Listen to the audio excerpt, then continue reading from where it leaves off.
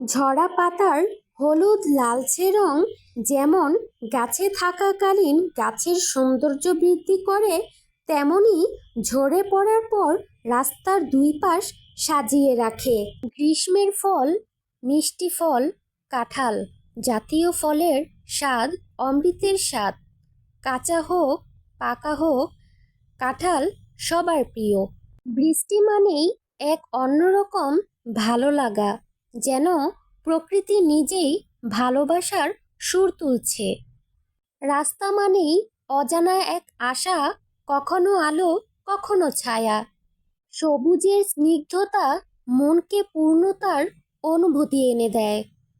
সব রাস্তা গন্তব্য পৌঁছায় না, কিছু রাস্তা শুধু শেখায় কে সঙ্গে থাকার আর কে ছেড়ে যাওয়ার।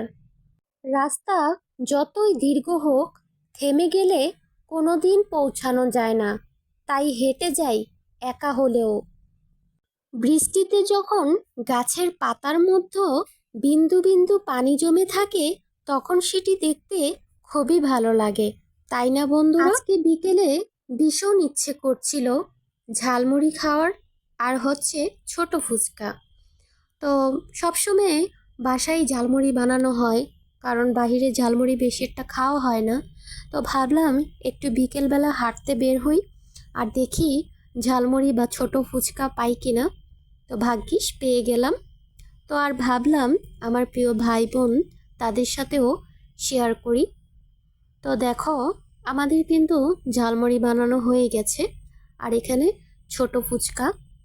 আসলে আমার কাছে সবথেকে বেশি ভালো লাগে ঢাকাইয়া ছোট ছোট যে ফুচকাগুলো, একদম টকে একদম টইটুম্বুর হয়ে থাকে, মানে সেগুলো দেখতে যেমন ভালো লাগে খেতেও ভালো লাগে।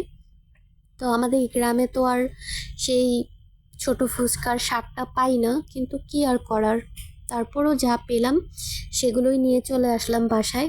এই দেখো, এই হচ্ছে ঝালমুড়ি আর হচ্ছে ছোট ফুচকা। তো তোমাদের কাছে আজকের ব্লগটা কেমন লাগলো জানাবে। আল্লাহ হাফেজ।